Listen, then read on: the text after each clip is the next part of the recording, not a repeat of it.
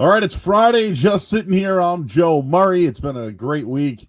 We're finishing up week 2 of the podcast. Again, I'm still going a little stir crazy, but this is taking up my time at least for a couple hours. I get to sleep in a little bit, look at some, do a little bit of prep, go on the air at noon, hang out until about 1, and get everything ready to go and get everything posted on Spotify and YouTube. Is where you can hear the show. I'm working on iTunes and Google Play. I guess they got to get approval first, so hopefully the explicit content they will approve and bless that one to go forward there. But we've got a big show today for Friday. There's an eating competition tonight that we can all bet on, which will be fun. The horse tournament wrapped up last night. What a bore. Is Tom Brady friends with Roger Goodell, or was it a jab? We'll talk with Ryan Johnston from 98.5 The Sports Hub, get his thoughts. I'm sure people are missing hockey at the moment, and we'll do some grilling talk as well with RJ's Roadside Barbecue. And, of course, if you want to join the show, there's a little chat feature at the top there. You just chat on in. I click on it, and we'll answer your questions. So, again, it's just sitting here. I'm Joe Murray, my guest today. You know him from 98.5 The Sports Hub. The voice of the Johnston and Flynn program, the voice of the hockey show as well, and has spent many years traveling the road down in the minor leagues as well, which we'll do some stories today. But welcome into Just Sitting Here, Ryan. How are you today? What's going on, Joe? Good to see you.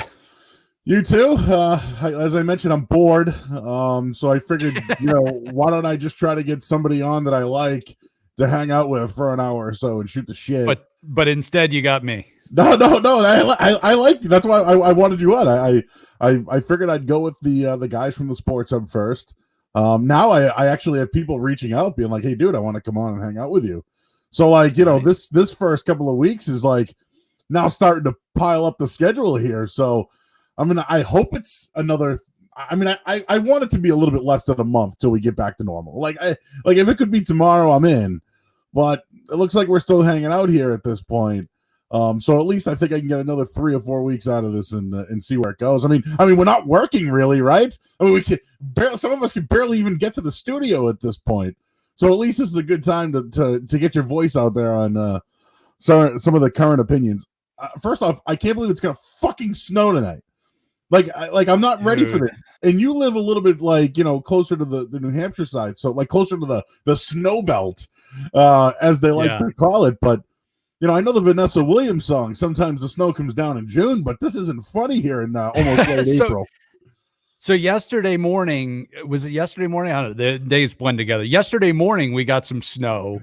Just, a little bit of just a coating. It melted before breakfast. It was no big deal.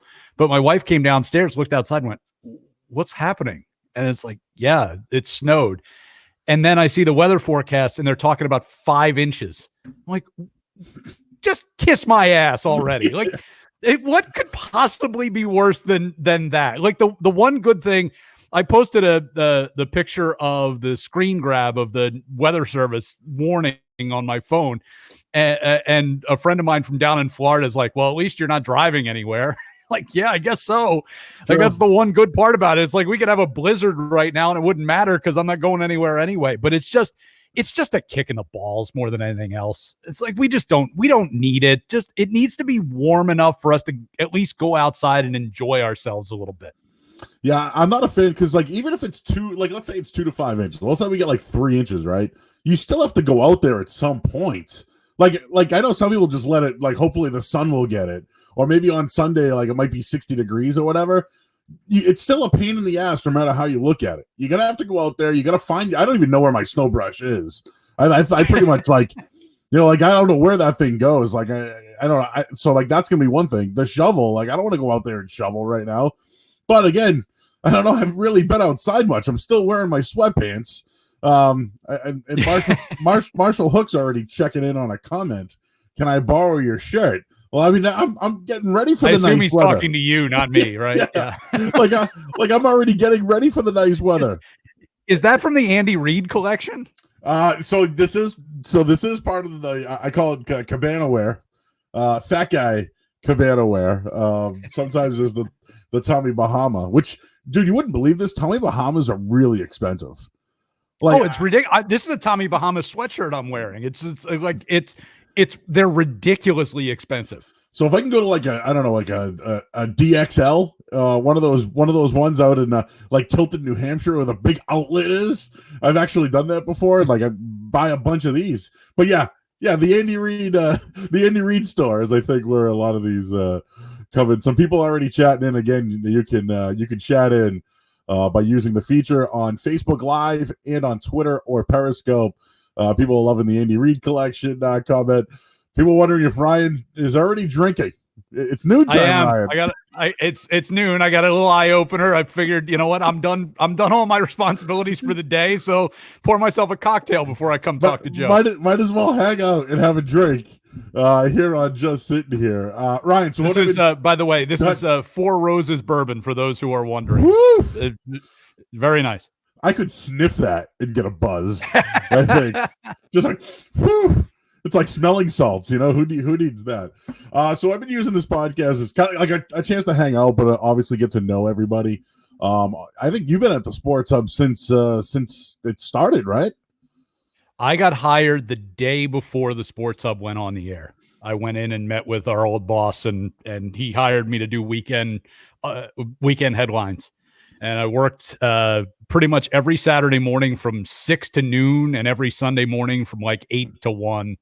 And did that for like a year and a half before Flynn came on board and we started doing our own show. But I was doing headlines for Hardy and Troop and the Dan Shaughnessy show starring Adam Jones. And I think Gresh was doing weekends for a little bit before he started doing the middays. So, that was my entree into the Sports Hub, and I just never left.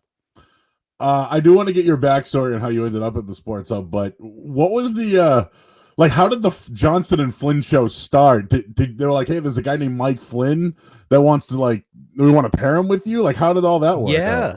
Yeah. Our I guess our boss had talked to Mike, and Mike was moving back into the area. He had grown up out in Western Mass, and his wife's from here, but he had obviously been living down in Baltimore, and they were moving back to Massachusetts. And so he had reached out to the Sports Hub because he had done some stuff down in Baltimore, and they decided that they were bringing him in and they needed somebody to pair him with. So I just got an email out of the blue one day, and the boss said, you have any interest in hosting? I said, yeah, sure. And he said, well, we've got this guy, Mike Flynn. He played in the NFL. We need somebody to pair with him. Would you be interested? I said, sure. And so, we tried, but couldn't connect to go out to lunch or something like that beforehand. So literally we met 10 minutes before our first show. We walked into the studio. It's like, hey, how's it going? And it's introduced ourselves. I'm like, so outside of football, he's like, my biggest sport is basketball, even bigger than football. And I'm like, great, because I'm the hockey guy. So I don't know much about basketball. So we just kind of meshed that way. And it didn't take long before we really kind of became friends. And I love working with him. And unfortunately, because of his schedule, we haven't been able to do it a whole lot. But it's been a great run for us. Well, programming note, obviously this is Just Sitting Here with Joe Murray. But on the weekends, Marshall Hook came up with an idea to start a YouTube channel called The Weekenders. And tomorrow, I believe, you could hear Ryan Johnston and Mike Flynn back together streaming on YouTube tomorrow. What time? 1:00?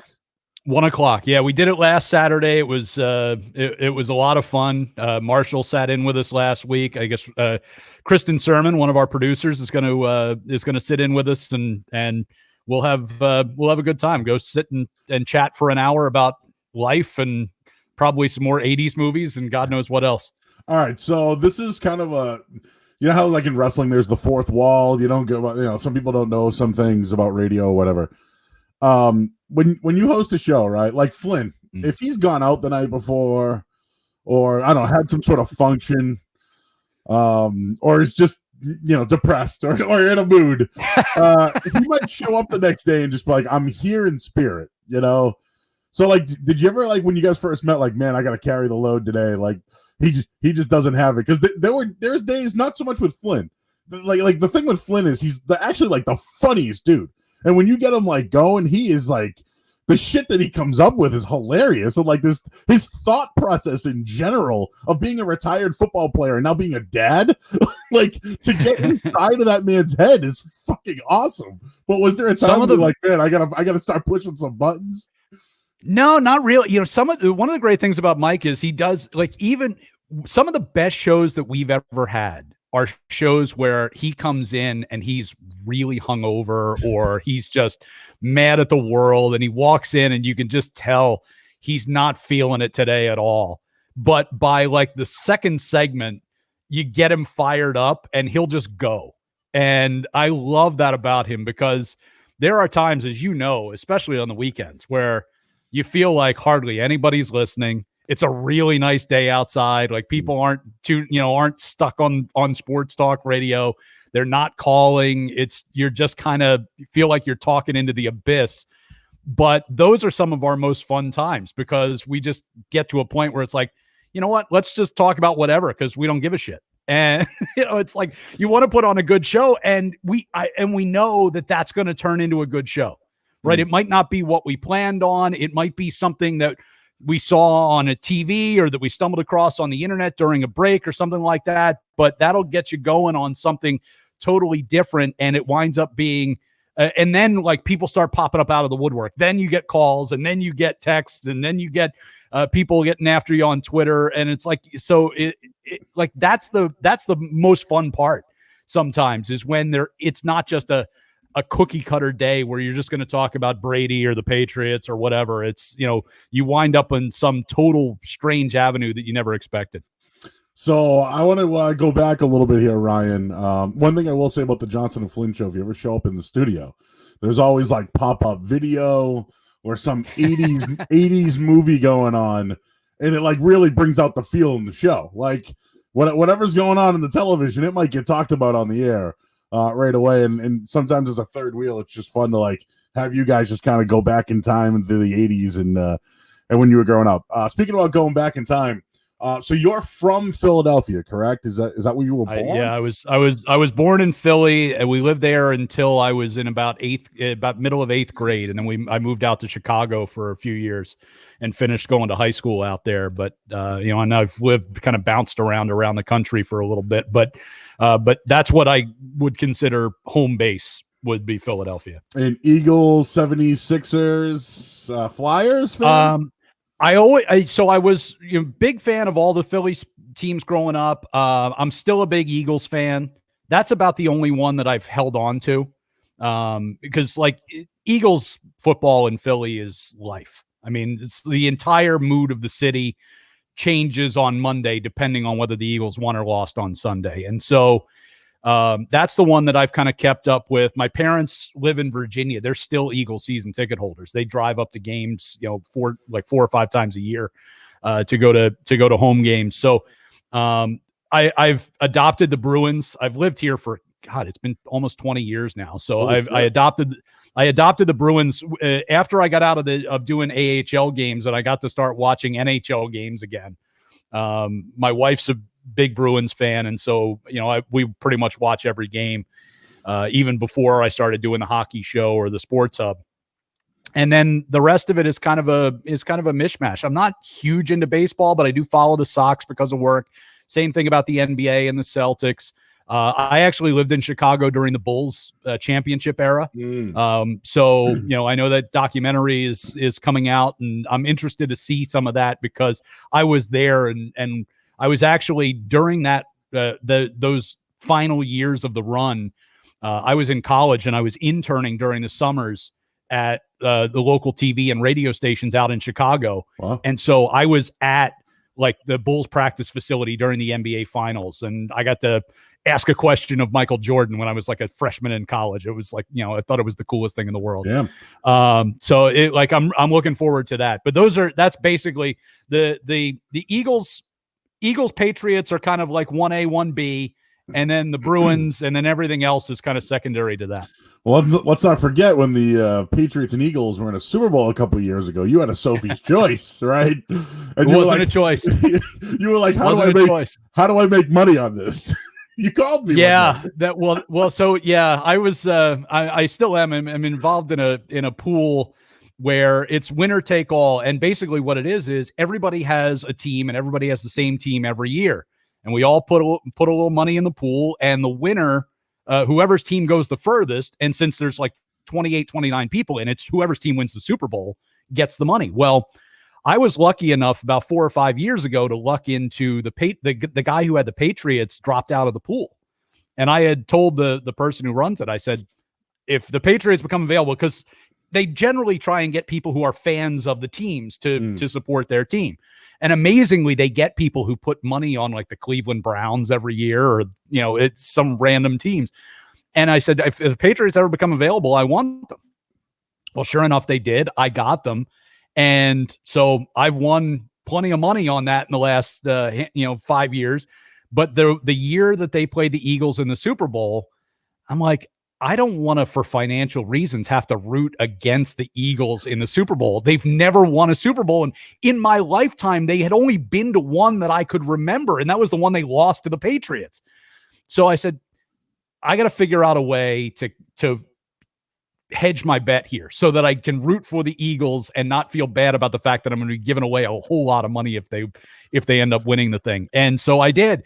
Thankfully, because the Patriots were such big favorites, I was able to put a little wager, make it nice and even. I ended up losing a little bit of money, but I didn't feel bad about it at all because I had made it so that essentially no matter who won that game, I was going to win the same amount.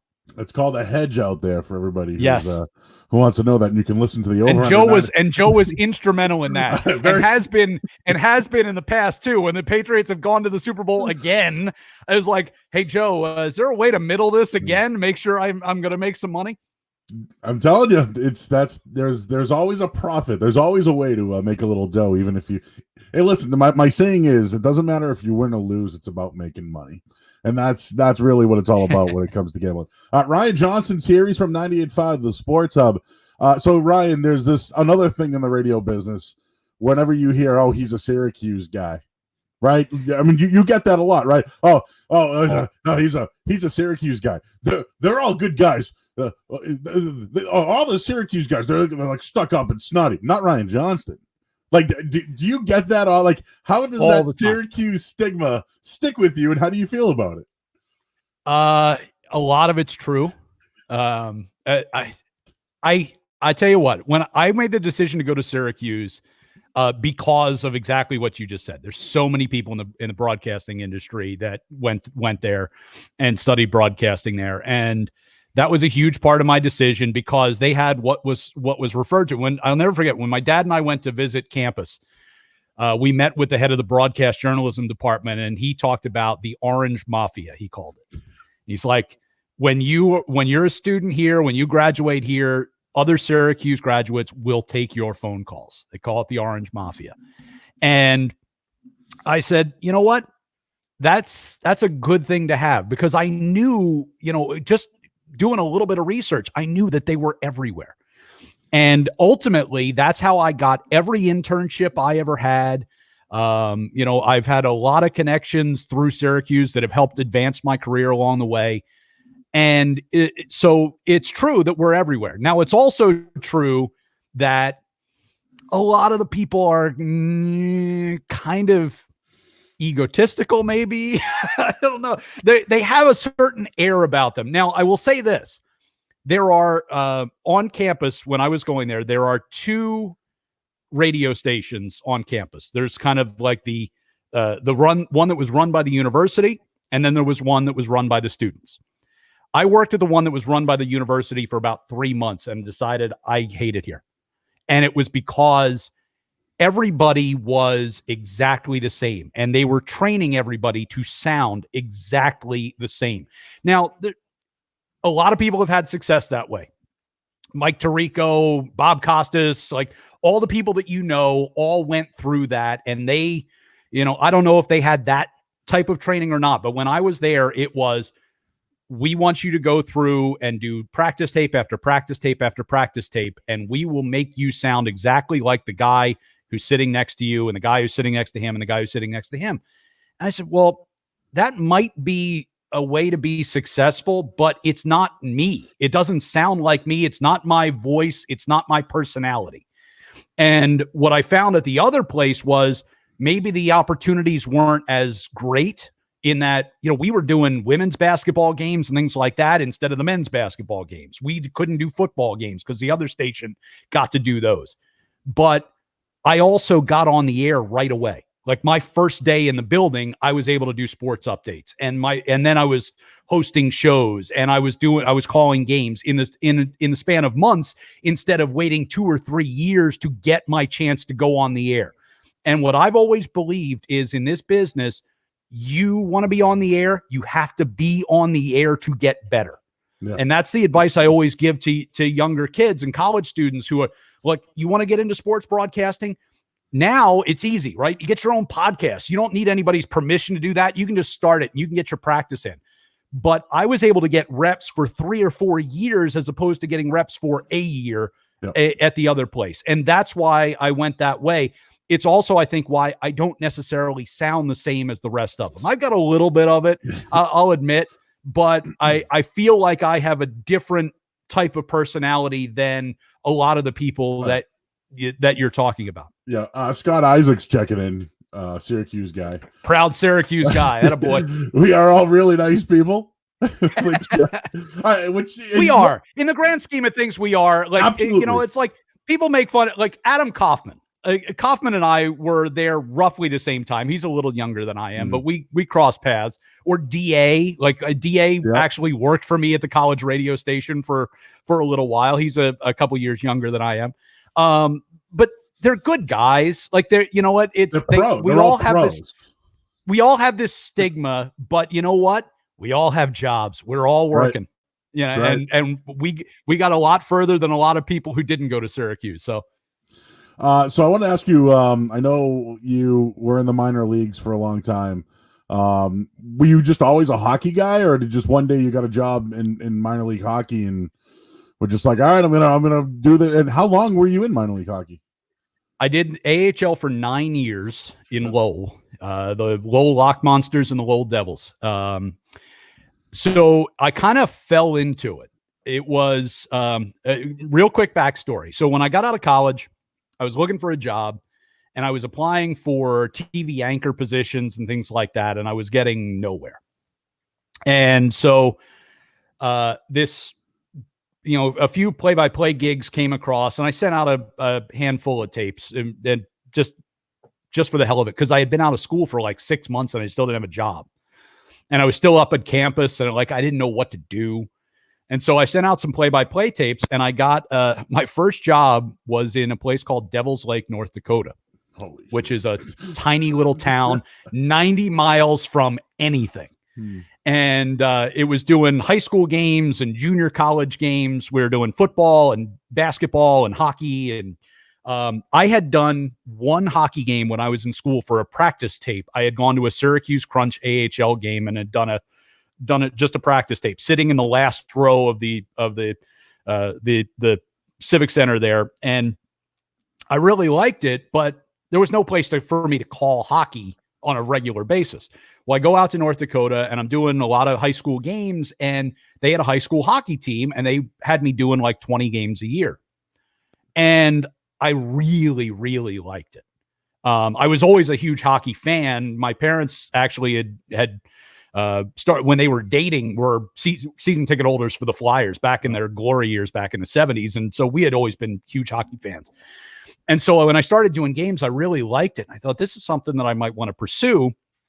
So in 2000, shortly before the AHL season started, the guy who had been doing the games for Lowell left kind of unexpectedly, and they were scrambling to get somebody. It was like 2 weeks before the season started. And I landed the job. I sent a tape. I got a phone call. They're like, do you want to come out? I'm like, yeah. It's like I'm jumping right into the AHL, which I had no business doing. I wasn't good enough. I wasn't, experienced enough to have that job. I didn't know that necessarily, but I figured, well, they're scrambling. So I applied and I got the job. And so from there, I kind of learned on the job, and I did, like I said, I did 9 years in the AHL, and that's how I got into doing hockey. And that was essentially my full-time job for most of the year. Every year was doing those games. And do you have any Lou Lamoriello stories from the past that you like to share?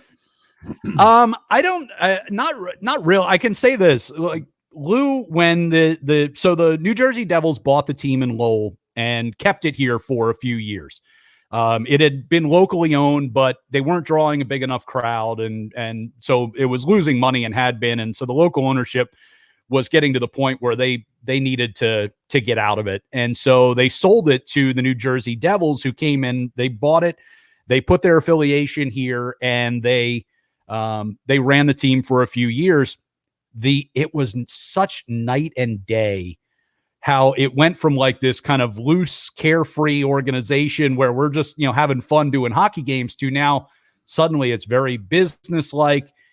As the team's broadcaster, I had to have an escort to go into the locker room to talk to the coaches or something. Wow. It was bizarre. It was bizarre. And like, we had to kind of hold back information that we knew because we knew that the Devils didn't want it to put. So like, we'd have a guy come down from New Jersey who would, be sent down, but New Jersey hadn't announced it yet. He's at practice. He's out on the ice skating, during warmups, and we haven't announced that he's been sent down yet because New Jersey hasn't given permission to announce it yet. It's like everybody in the building can see he's got his name on his back of his jersey. We know he's here, but we're not allowed to say anything until we're given permission. Like, that was the kind of stuff that always kind of bothered me about the way that Lou and the Devils ran things. It's like everything was so hush hush and everything was so under lock and key. And it's like, I understand sometimes at the NHL level, you need to be like that, but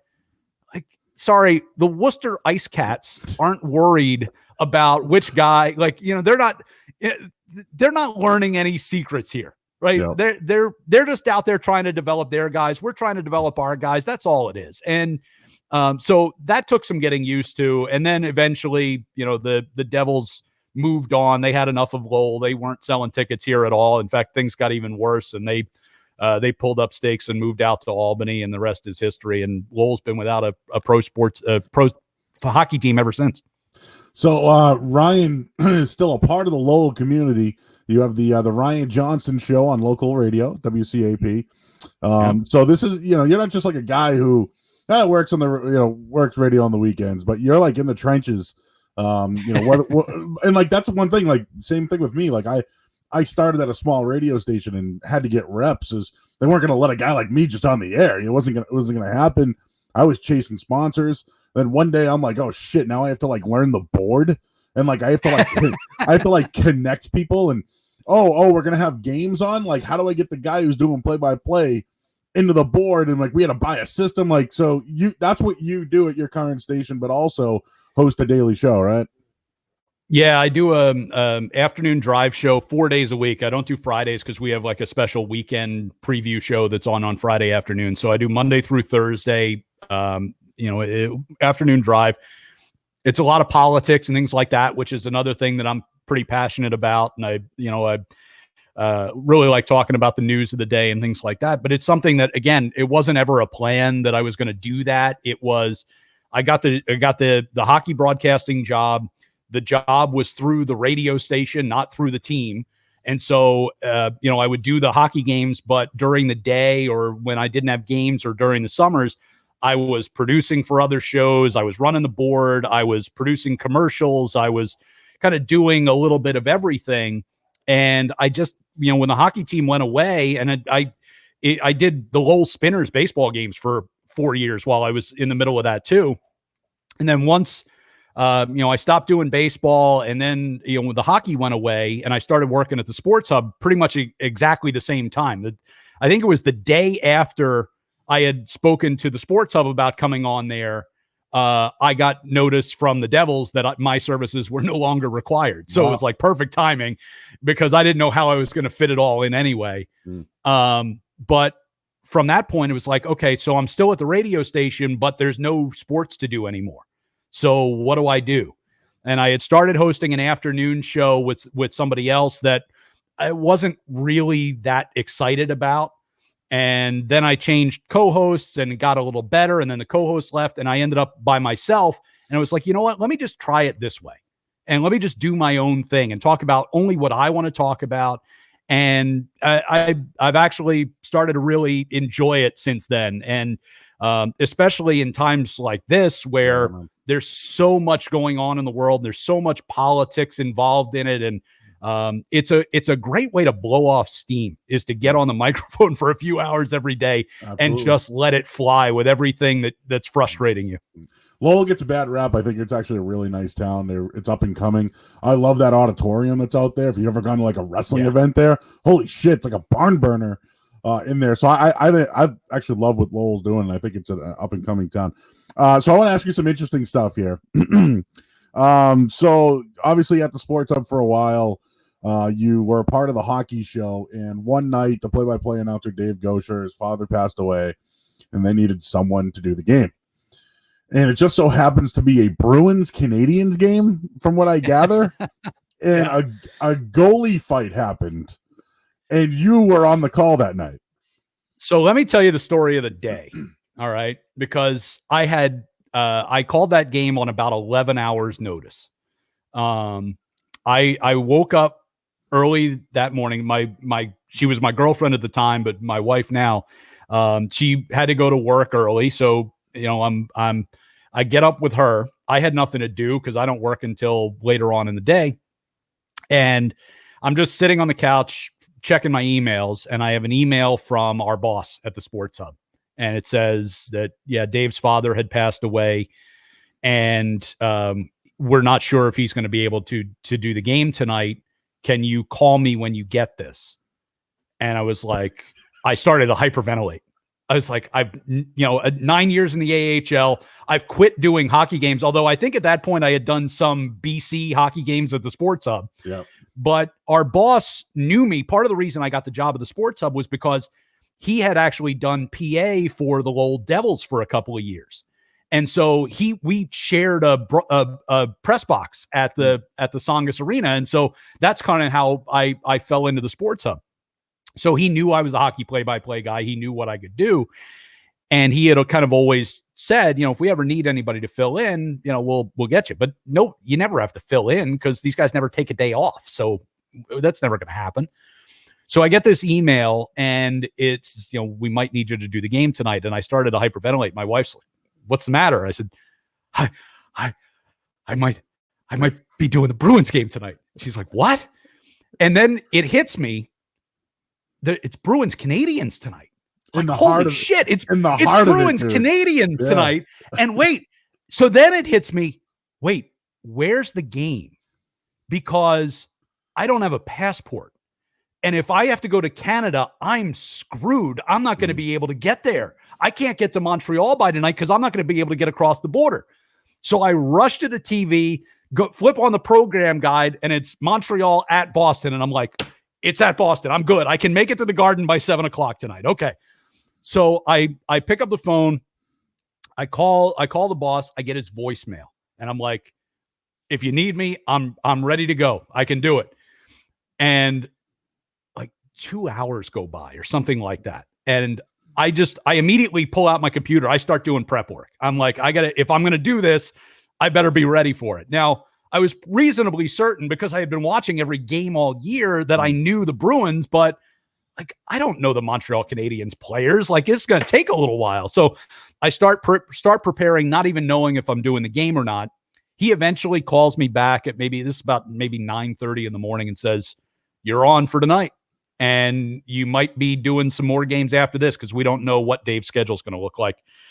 And I said, okay. And I hung up the phone.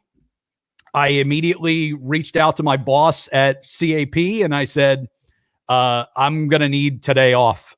And I told him why.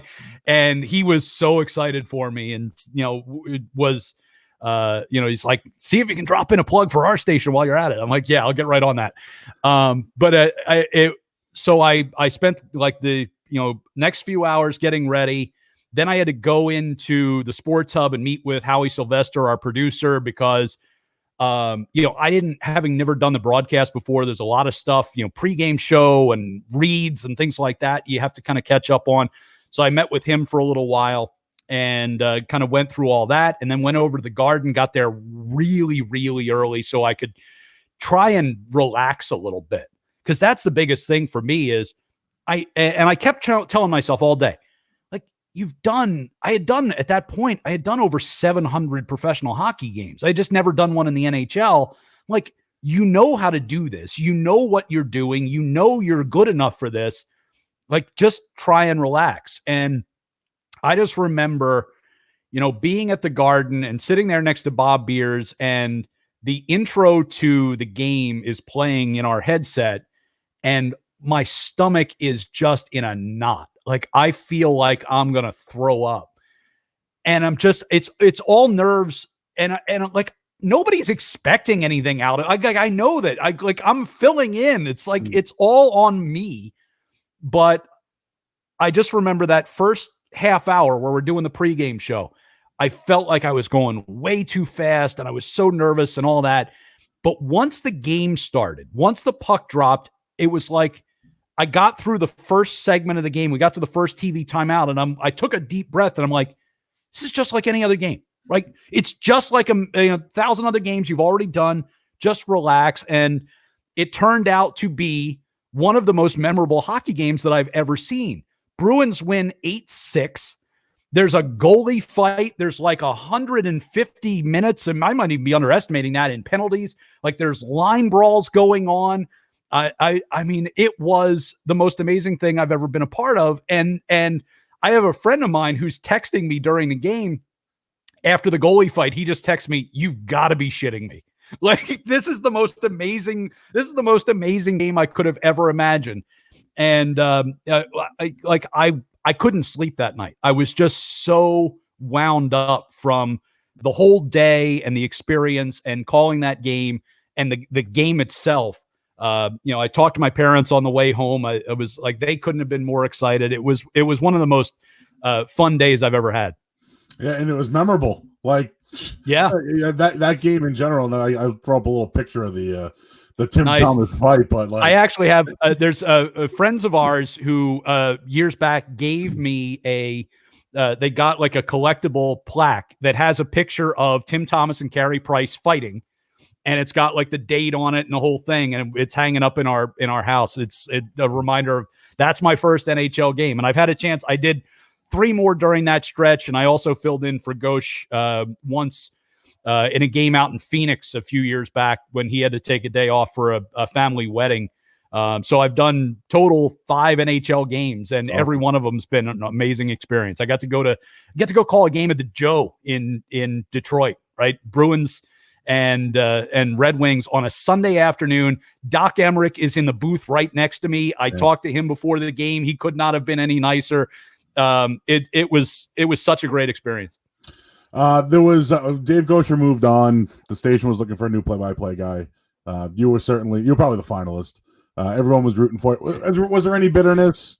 And obviously now you guys work together. It's a great job. Was there any bitterness? Of course. I mean, not toward Judd. I mean, Judd's a really good guy, and I don't, he toiled in the minors the same way I did, and like I don't, I feel great that he got his chance, but yeah, I mean, when I heard that Dave was leaving, I was on the phone with our boss within seconds. And he's like, "What took you?" Gosher tweeted it out, and I saw it, and my immediate reaction was to grab my phone and call Mike Thomas, and I said, and he answered the phone. He didn't say hello. He said, "What took you so long?" and I was like, "Well, I'm just calling to officially let you know I'm interested." And he said, "I know," and he kind of told me what the process was going to look like as far as what they knew, and yeah, I mean, I did. There was me and Judd and Adam Kaufman, and there was one other guy who was like from Vancouver or something like that came in, and they had us each do a preseason game. And I don't know what I still don't really know how the process went, and who all was involved in the decision making and all that. But they ended up going with Judd, and it was crushing. It's like your dream job is this close, and I've told people in the past, it's kind of like that scene in Field of Dreams where the doctor says, come this close to your dream and then watch it brush past you like a stranger in a crowd. That's what it was. And it still is in some cases. But you know what? Everything happens for a reason, and you don't know. You don't know. I like the weird things have happened in my life that at the time I thought, God, this is a killer. I'm just never going to get over that. And then it turns out that it works out for the best. Before I had gotten here, there was a job that I very nearly got in TV that had I gotten that job, I would never have met my wife, right? I never would have moved to Massachusetts. I probably never would have called an NHL game. I never would have come to the Sports Hub because I would have been living in another part of the country by now. And so, that's the hope, is that at some point it just, it all makes sense. All right. He's Ryan Johnston, 98.5 The Sports, and we'll get the personal shit out of the way. All right. We got all that's behind us. You don't have to bring up the worst moment of my life. Thanks, Joe. No, hey, listen, I've told the story multiple times, but I had Bill Buckner on the air one day, and like everyone's asking him questions or whatever, and I'm like, all right, Bill, it's game 6. Oh, ground ball comes to you. I had to ask. How am I not going to ask? Of course. He handled it nicely, and he goes, that's been covered before. So yeah. I had to ask. He gave me the answer. We moved on. But like sometimes you gotta ask the question. So Ryan Johnston is available for anyone that needs play-by-play assistance. For those that are out there, I want to talk grilling in just a little. And you know what? Just look. The nice thing is I have been able to kind of keep my toe in that pool a little bit. Look, we do the hockey show obviously with Judd and Bob and with Billy and Ty now, and that's a lot of fun to do on Saturdays because it keeps me focused on the bees, but. I do some college games here and there. I've done games for Merrimack for the last number of years. I did some BC games at the Sports Hub. I've done some games for UMass Lowell. I got into doing Boston Cannons lacrosse this past year based on, an old friend of ours from the Sports Hub who helped me get in there. So I'm still getting to do some play-by-play, and I love the fact that I get to do that in addition to everything else I'm involved in. So right now there's nothing going on. There's no sports. Yeah. Obviously you have your show, but like, dude, there's nothing going on. So, Brad Marchand had a comment, last couple of days. They asked him if he could have a quarantine buddy, who would it be? I'll give you that answer in a minute, but I want to ask you, if you had a quarantine buddy at 98.5 The Sports Hub, who would it be? So you sent me this question and I was trying to figure it out. So the natural answer would be Flynn, but Mike is, he's a bit of a volatile personality at times. And I feel like, Mike would be great because like, look, he's a drinking buddy. Like he'd be a lot of fun to be around and all that. But there's always a chance that Mike could just snap at any point. Like PTSD. And it just... Yes. Well, yeah. And so like, maybe it would be different if he wasn't around the kids all the time and, but like I would always have a kind of that concern in the back of my mind that maybe, things are going to turn ugly here. I'm thinking Billy Lanny might be a really fun hang during a pandemic. Now, like you're talking about somebody that you need to be around a lot, for like 24 hours a day for like months potentially. So you got to pick really wisely here. Yeah. And you know what? There's a lot of people like I like pretty much everybody that we work with at the Sports Hub, from the weekday people that, all the way down to, us lowly weekenders and all the producers and all that. There are very few of them that I would be able to put up with for like a month straight. And living in the same house and dealing with, noises and smells and God knows what else. Should post that on Twitter. I should put that one up. put that one on Twitter soon. Who would, if there was someone at the sports hub you'd like to be quarantined with, who would it be? Well, it's kind of like an extension. Remember a few years back, they did that thing. There was like a meme going around of like the lunch tables in the cafeteria. And it's like, they posted like all the people at the sports hub sitting at different lunch tables, like which table. It's kind of like an extension of that, except it's just one-on-one. Like if you could have a whole house full of us, so that, maybe there would be a buffer between you and the other person. Like it might be a little different, but if it's just one-on-one, man, that's a tough choice. So Brad Marchand, it's probably me doing it. I'll push this down. So Brad Marchand said that it would be Jake DeBrusque would be his partner if he had a quarantine buddy, which I think is all right.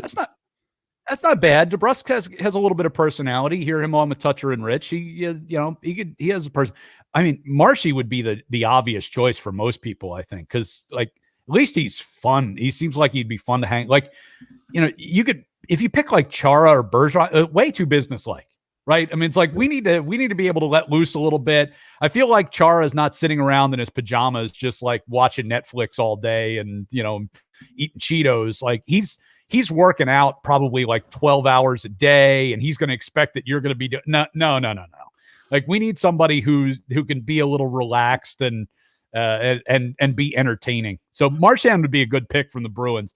Yeah. There's a few other guys on that team with some personality too, but he's chief among them. He mentioned Tuukka as well, but from what I heard from Chara, Tuukka and his farts. Yeah.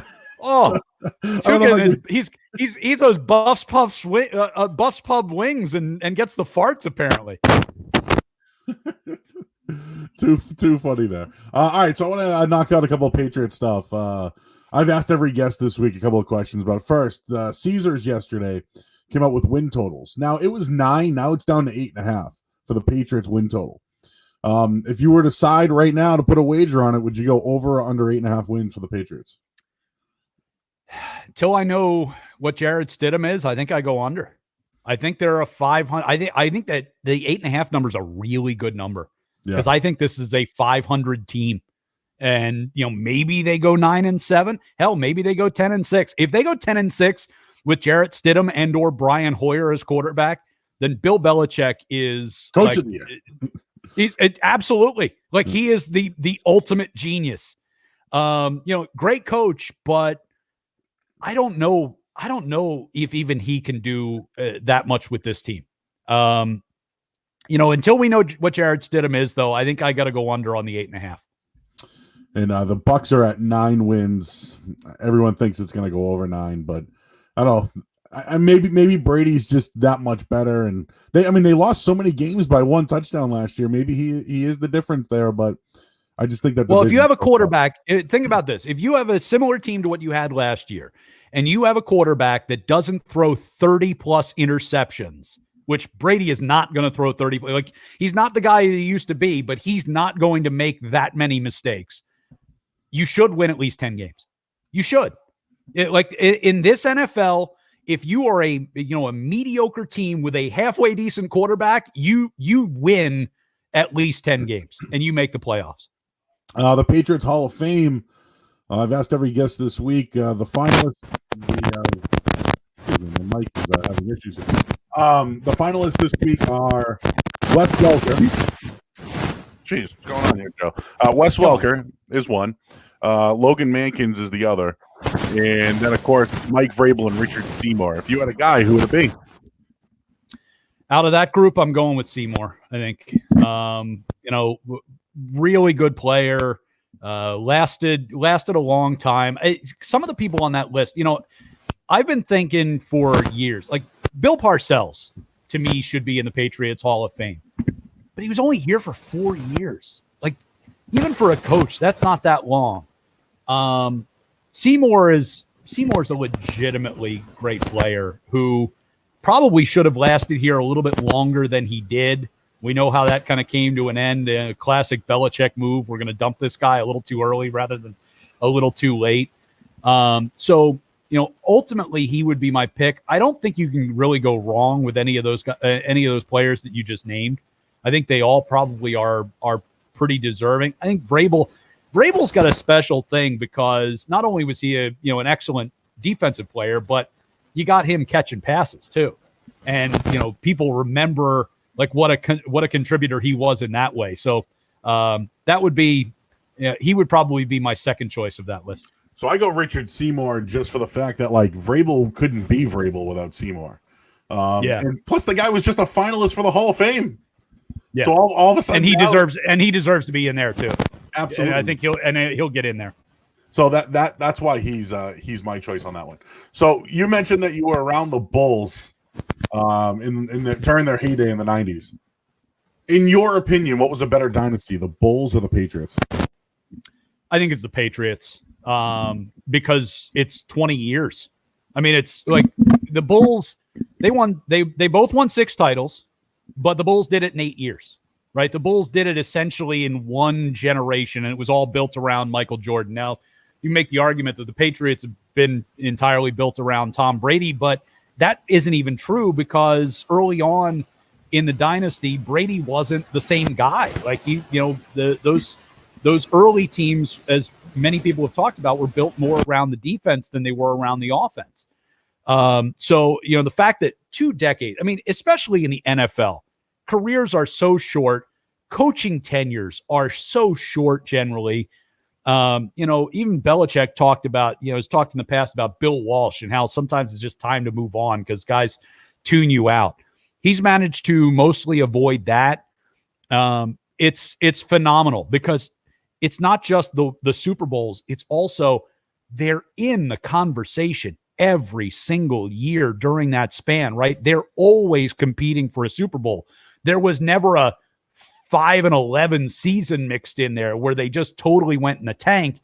Like that's like pretty much in the entire history of sports in the modern era, not going back to like the 30s when, there were like 4 teams in every sport. Like everybody was in the playoff picture every year.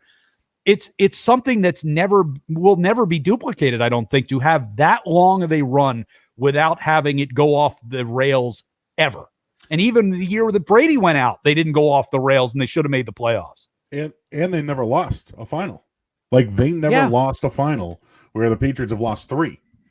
So I don't know if you want to throw that into the equation. The only thing the only argument, you know what? I'd rather you be there. I think I do give you points for making it to the finals or making it to the Super Bowl, even if you lose, because it still means you're one of the top 2 teams in the league. And look, the Bulls were essentially, they won 6 in a row because you don't count the 2 when Jordan wasn't there. They essentially won 6 in a row. And had he stuck around, maybe, and they kept the band together, maybe they could have won a 7th or an 8th. But ultimately, it was about one guy. And here, as much as it's about Brady and Belichick, I don't think it's about one guy. And I think that's evident by all of the players that have been part of this that are in at least a conversation for the Hall of Fame, if not actually getting into the Hall of Fame. Yeah, that's what I was going to mention is that if you look at Brady, maybe Gronk's his Pippen. Obviously he had Moss for a year, but he never really truly had that sidekick. And then you got to throw the coaching into it when it comes to Phil Jackson and Bill Belichick. I mean, Jackson's probably, I think, one more. Phil Jackson to me was always, look, the guy won with great teams, right? I mean, he was a great coach in that he knew how to deal with superstars. He knew how to deal with these great teams. I mean, and keep them focused. And that was his whole thing. He's the Zen master, and he's giving these guys books to read and trying to kind of shape their whole outlook on life. He's a great coach, but like he didn't have to do it with a mediocre team and try to make them great. He got a great group of players in Chicago and kept them great. He did the same thing in LA, right? He's working with Shaq and Kobe. Like, you don't have to be a Hall of Fame coach to win a championship with Shaq and Kobe, right? I mean, it's like Eric Spoelstra is a good coach, but is he one of the great coaches of all time? No, but you get LeBron and D Wade and Chris Bosh, it's like, you're probably going to win a championship or 2. I mean, I bet you there's people who don't even know who the Raptors coach name was last year that won a exactly won a championship last year. So I do agree, coaching Nick Nurse. Coaching is overrated in the NBA, but yeah, it's a much bigger thing in the NBA. Speaking of that, the documentary, you said you're excited to see it. One thing that I read recently was Jordan was such a degenerate that he would bet the security guard during like the races that were during the game, but he already knew the results. Like good. I mean, I guess I should give him credit for being smart and finding a dumb security guard. But like Jordan knew that. He knew that shit. He knew at halftime who was going to win the events to then bet some guy on a side bet. That's awesome. It's probably amazing that Michael Jordan has enough scratch to own an NBA team, because that guy was and is, I'm sure, has bet more money than any of us can ever even imagine in our lifetimes. The famous stories that went around about Jordan, like when they're playing the Knicks in the Eastern Conference Finals, and the night before a game, he gets a helicopter down to Atlantic City and is playing. He's playing cards until like 6 o'clock in the morning, and then goes back and scores like 55 that night. It's like legendary stuff. It's like Paul Bunyan type of stories about Michael Jordan and his gambling. If you've never heard, I think it was on, I think he told it on the Spit and Chicklets podcast. Not the one, or maybe it was the same one, I'm not sure, where Jeremy Roenick got into all the trouble.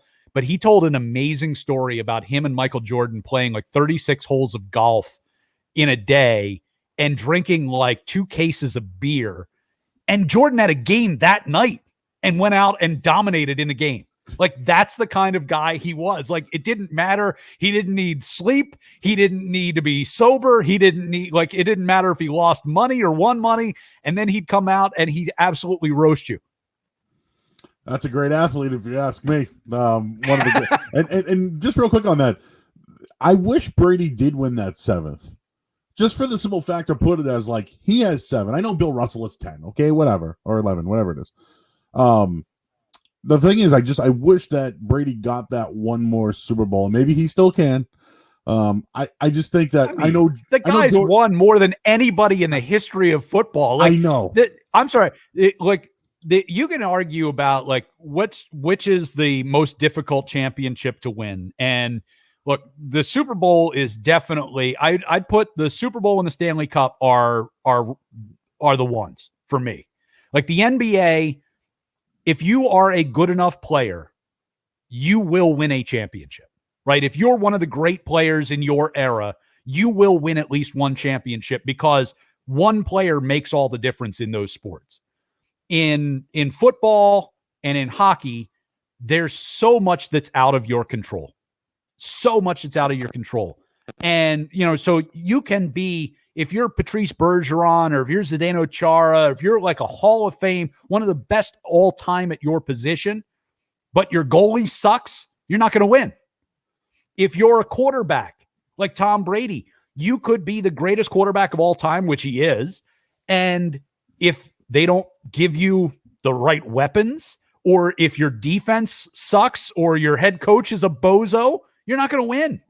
And so, again, that's where I kind of give credit to Brady, because like he made multiple Super Bowls where he lost. Like the guy could have 9, right? If everything had gone well, if helmet catches weren't happening and, these random events weren't happening, the guy could have legitimately won almost every other year that he was in the league to this point. That's the most insane part of that. Yeah, almost every other year he's been to a Super Bowl, which is absolutely insane.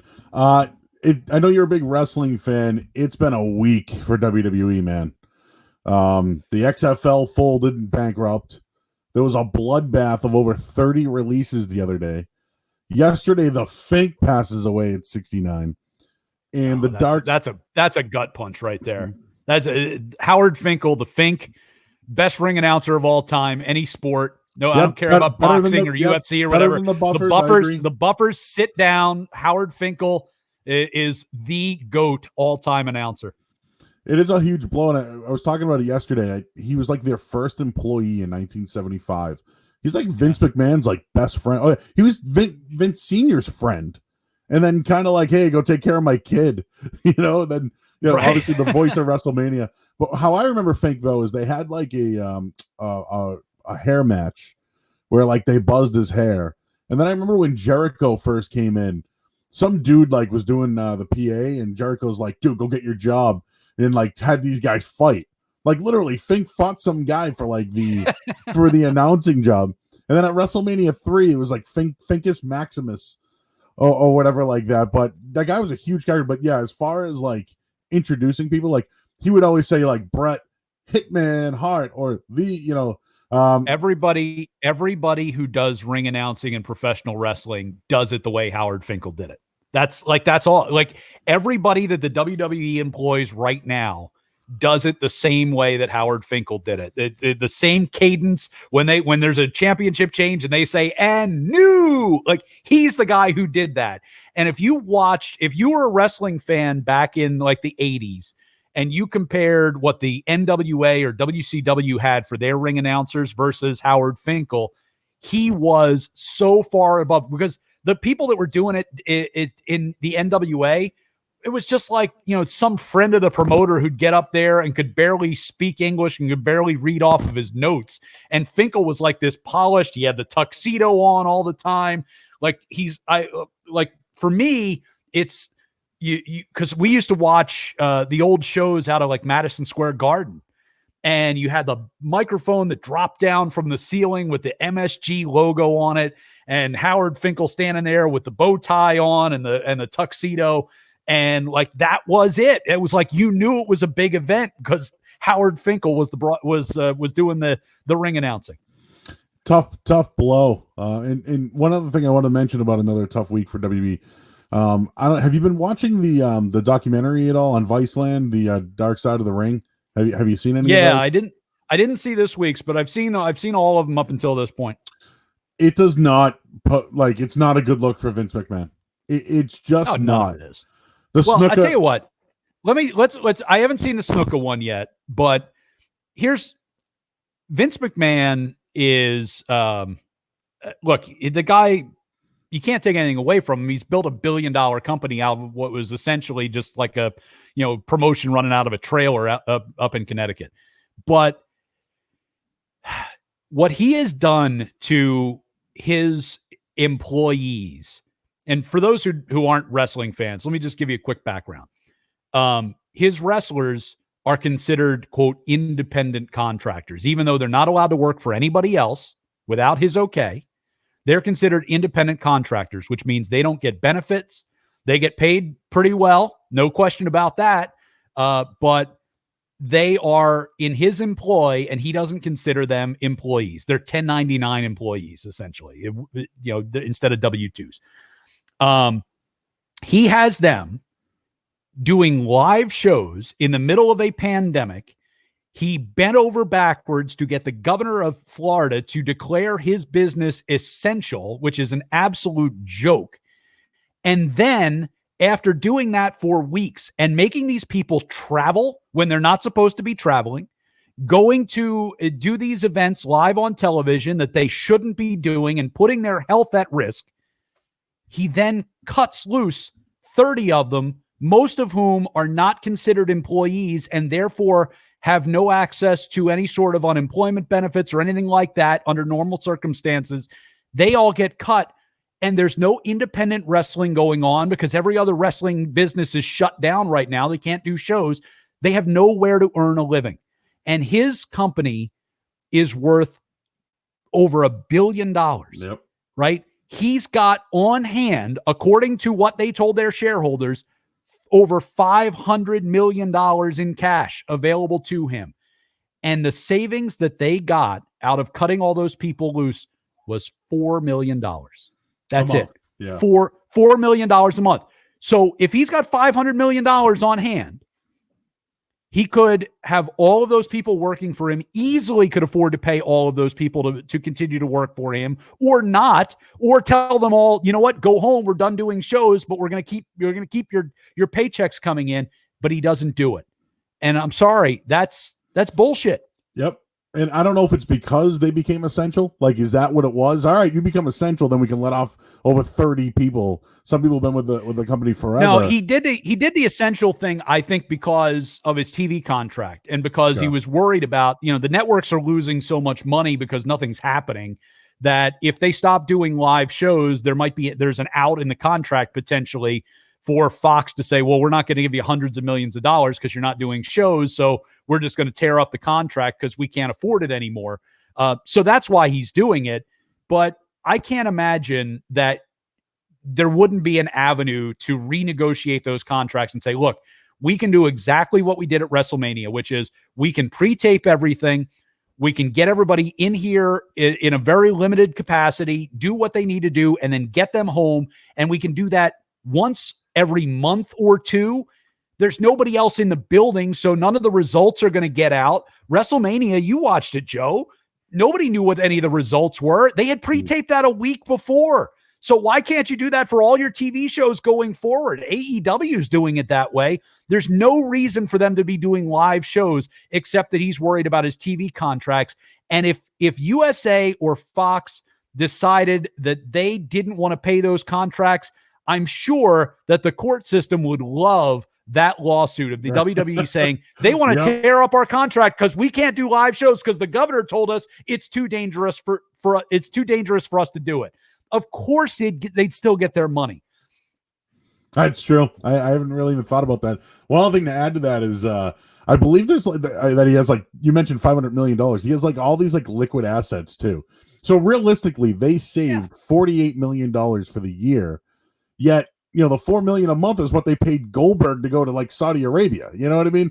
Like, don't pay Tyson Fury $13 million to show up. Like, don't do these other things. Yeah, exactly. Book Brock Lesnar for like 3 fewer pay-per-views a year, and you're covered. And and here's the thing.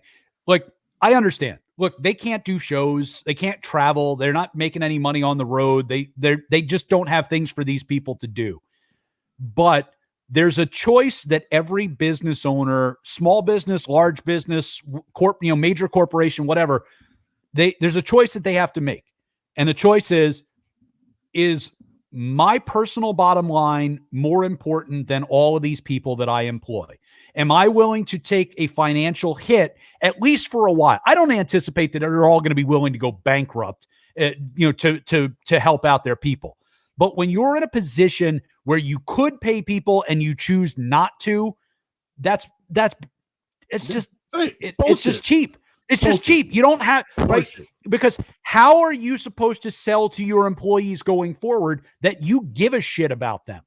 Right? Yeah. Because now they've all known it for many years, believe me, in that industry. But when they come back and you try to attract talent, they're going to know I'm just a commodity and that he will cut me at the first sign of any sort of trouble. That's no way to run a business. And I'm telling this to a guy who's a billionaire, so he knows better than me, but if I'm in that position, I'd like to think I make a much different decision. And that's why guys stay in, Ring of Honor or Japan, or, NWA is now backed by Billy Corgan of Smashing Pumpkins. Like, in AEW, for what it's worth, is a good product, and it's getting back. Obviously TNT's behind it. The owner of the Jacksonville Jaguars' son's running that. Just as like a talent side, Rusev was a guy that was let go. EC3 was a guy that just didn't work out. But is there anyone that they did release that you think that WWE missed on? I think one of them is Rusev. Rusev never did that much for me. He's fine, but I don't see him as like any great shakes. There's nobody on the list that really stood out to me as, whoa, they're going to really regret that. I'm sure some of them will wind up in AEW or, I would imagine that Anderson and Gallows might have some friends over there. And, I think some of those like Zack Ryders and Heath Slaters and things like that they might have some openings that they might get a little bit more TV time with another organization than they do with WWE, but the paychecks aren't going to be the same. Yeah. I mean, because when you're worried, that's the one thing is that WWE is essentially, up until recently, a monopoly. AEW's got some deep pockets, but We don't know whether that's got staying power and how much the Khans are really going to be willing to sink into that organization if they don't, if it ultimately isn't making them money. I mean, billionaires are usually billionaires for a reason, which is they're willing to give some, but they also know when to cut their losses. And so, I'm not like AEW, they're putting out a decent product. They're getting decent ratings. They're not necessarily competing with the big shows on WWE yet. Might that happen? It might. But I can remember a time when TNA was a thing that people actually watched, right? I can remember a time when other organizations, when WCW used to be a huge thing. They used to kill WWE in ratings. And then bad decisions, and that went away pretty quickly. So, the WWE has had the staying power, and they've got the money to beat off all their competitors. There's probably a better way to say that. But it's, it doesn't mean that Vince isn't a complete scumbag for what he did. All right, let's do some musings here, and then we'll do some quarantine stuff that you've been doing during quarantine. Quickly, what do you think of Jay Glazer's big hype up of, I got something here. Oh, you don't want to miss it. I got something here. And granted, okay, I understand what's happening in the world right now, but like he had to be the first to do that. That to me was cheap as hell. So here's how I think about this. Put it back in wrestling terms. Back when WCW was king, they used to hype their main events as the biggest thing you've ever seen, right? Every week on Monday Nitro, it's like, this is going to be the greatest match in the history of our industry. This is going to be the greatest show we've ever had. And usually it wasn't, right? It was fine. Didn't mean it was bad, but it wasn't Hulk and Andre in WrestleMania 3 kind of event. It's going to be the greatest thing in the history of our sport. Well, you can only do that so many times before people start to say, well, clearly if they're hyping it like that, it's not going to be. I've been fooled by that too many times. It's the boy who cried wolf.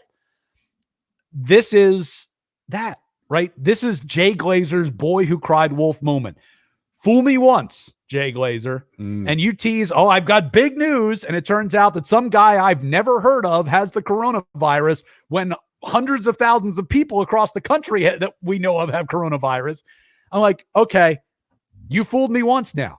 The next time that Jay Glazer teases that he has big news, I'm going to be less inclined to believe that it's actually big news. What should have tipped everybody off is that he promoted it ahead of time. If Jay Glazer has news, unless it's a Sunday morning and he's about to go on TV in like an hour and he says, we've got some big news coming up on the Fox pregame show today. He doesn't preview it like that and say, hey, tomorrow I've got some big news for you. He breaks it. You know why? Because if he doesn't, Schefter's got it on Twitter in the next 20 minutes and he doesn't want to lose out on the scoop. Well, he did that with the Bengals, if you remember the videotape. I have something this week, and then it was the Patriots. Somebody from the Bengals stopped the Patriots from videotaping. He did do that during a pregame, which you had to turn into the pregame that day, right? Which is fine. But that wasn't something that was like, if that wasn't a major scoop. It was like, okay, so the Patriots are being investigated. Well, we didn't know if the Patriots were being punished. Hell, we still don't know if the Patriots are going to be punished for that. How is that possible? How is it possible that we still don't have an answer to that? Week away from the draft, less than a week away. What the hell has Goodell been doing? It's a pandemic. He should be sitting at home with nothing to do. Maybe make a decision on the Patriots and let them know before the draft what their status might be. I feel like Manfred and Goodell should just get together and be like, all right, so you got the Patriots. What are you going to do with them? And then, I got the Red Sox here. Like maybe we'll ease up on the Patriots this time and go really hard on the Red Sox. Maybe that's what we should do. Speaking of Roger Goodell, Tom Brady's doing how people on Facebook are like, hey, I'm doing this challenge and tag 3 people or whatever. So Brady's like, yeah, I'm tagging 2 other people. He tags Drake, which I didn't know that they were friends. That's probably his kid probably loves Drake. And then he tags Roger Goodell. So I'm curious, is Tom Brady friends with Roger Goodell now? Are they boys and chummy? Or is that like a jab at yeah, you, Roger, you go do something nice? So here's my theory on this. Tom Brady got he got some inside info that Roger Goodell hates being around fans, hates being around normal people, just like he's like an agoraphobe or something like that, and just doesn't leave the house unless he absolutely has to. And so Brady did this specifically so Roger Goodell would have to offer up something like, lunch with the commissioner of the NFL, knowing full well that Roger Goodell is going to absolutely hate every second of that. Or maybe he's anticipating it, because look, I think Brady still has some loyalty to the fans of the New England Patriots. So maybe Brady's idea is that some Patriots fans, some angry asshole from Southie is going to pay everything he's got to go and meet Roger Goodell in person and personally like blow a snot rocket in his face. Like maybe that's the idea. There's no way in hell that Tom Brady and Roger Goodell are on good speaking terms. I like that answer, because that's what I was thinking. I'm like, what he leaves the Patriots and now he's friends with the commissioner all of a sudden? I thought that was, not a chance. I thought that was pretty interesting. And the horse tournament that was on ESPN, it was terrible, dude. It was awful. Mike Conley won. He was plus 475 for those who gambled on it. But he was like kind of a long shot actually, ahead of the two women. Did you watch the horse tournament? And like, I'm interested to see what the ratings would be. I watched literally about 3 minutes of the first night, and I'm like, no way, I can't. This is ridiculous. I mean, it was such poor quality production. The players were like, I just saw, I tuned in just in time to see, I forget who it was that was in the matchup, but it was like, I'm going to shoot a left-handed free throw. Like, I can shoot a left-handed free throw. Like, dude, throw one like off the roof and like, try and bank it in. Like, let's see some Michael and Larry, McDonald's commercial type of stuff. I'm like, this sucks. It was bad. It was. Listen, I know they're they're trying to come up with ways to get people to watch. They want to give us some sort of sporting content. I watched a good chunk of the first week of NASCAR doing the iRacing thing, where they're literally just playing like video game racing, pretty high tech video game racing, but they've got the drivers just driving like video games. And I watched some of that because it was actually kind of interesting in the way that it was being presented, in that they had the real announcers calling it live. They were sitting in the studio, but sitting far enough apart that they were allowed to do that. And doing it the way they would do a normal NASCAR race. And I'm, not a huge NASCAR fan, but I thought it was interesting the way it was being presented. The NBA horse, when I heard they were doing horse, I had the idea like, okay, get like two people together in one place, maybe get an announcer, who can call it from a studio, and then, the two people can each use their own basketball, so they're not exchanging any fluids or anything like that. And maybe, you could have two teammates who are in the same city can oppose each other. That might be something that would be worth watching, because you wouldn't need to have a lot of people involved in that. The way they did it was just garbage. It was terrible. Everything. The quality was terrible. The guy in the studio was terrible. What I'm hoping is not terrible, and I want to transition to the RJ's barbecue segment here. There is a eating competition tonight. Joey Chestnut Jaws, as we all know him as, Matt Stoney will be a part of it. Nikki, whatever her name is, the woman competitive eater. So it's tonight, and it's the first round. So tonight can you eat 2 pounds of bologna in under 69 seconds? So explain to me, this is like a speed competition, not like an endurance competition, right? No. So they give you a set amount and they say, okay, you're going to eat this much. How fast can you do it? Yeah. I saw the bologna thing. Have they announced what the other things are going to be? Because first of all, 2 pounds of bologna, in addition to just being gross, just 2 pounds of bologna is that's going to wreck you. But bologna, very similar to hot dogs. So Chestnut's going to roll through that in 10 seconds. He is going to basically swallow that whole like a boa constrictor. I would take 2 pounds, I'd roll it up, and I would just bite into it. Yeah, that's what you're gonna do. Minute, just make it like it's gonna be like a burger. You're just gonna pick it up and take a hunk out of it and pound it down as quickly as you can. So like he's gonna make quick work of that. But what are some of the other things that they're gonna be speed eating here? So the second one is I think it's a couple of packages of Oreos and a gallon of milk. So like I can eat a sleeve of Oreos like it's nothing, dude. Like I could probably crush 3 sleeves of Oreos, but could I do that and the gallon of milk? I can't do the gallon of milk. So it's a whole gallon of milk. Whole gallon of milk. That will legit make you sick. Like your body can't ingest that much milk and fat at the same time. Like it's like it will make you heave. So there's a like bet. If people have done that before, it's like a challenge where forget about eating the Oreos. You just have to drink a gallon of milk in like an hour, and it's physically impossible to do. Yeah. So this is what the second round challenge is, and there's a bet if someone was going to throw up at plus I think it's like plus $160 or whatever. If someone somebody's booting during that one. There's no way But these are professionals. Like these. I know, but you know what? They're professionals at eating. Like I bet you most of them have not drank that much volume of liquid all at the same time and tried to do because like you said, this is not endurance. This is speed, right? So it's not like just can you do this? It's you have to do it faster than everybody else. So you've got to chug that milk. Yep. And I think the next round is baked beans. It's a certain amount of pounds. I forget the amount of pounds. Did they deliberately take the most disgusting foods? It's like bologna and baked beans. Like you're gonna but again, like Joey Chestnut, I can see like just unhinging his jaw and just like pouring the beans down his throat. But like, oh God, just the viscous, nasty. And then the final one is the cup of noodle soup, kind of like ramen. What?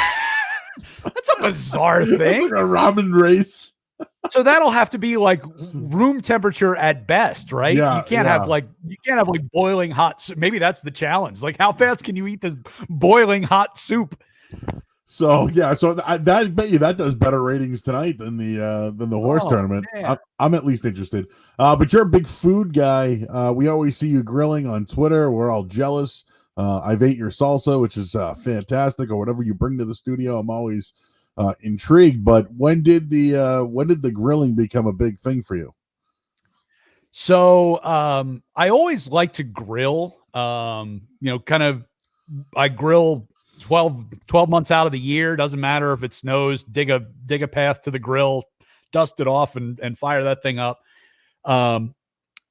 But I started smoking food about, I don't know, what was it, 3-4 years ago, something like that. My wife had talked about getting me a smoker for my birthday. And I'm like, I don't know if I'll use it. I don't know, how often I'll get to, well, it turned out to be like one of the great gifts I've ever gotten.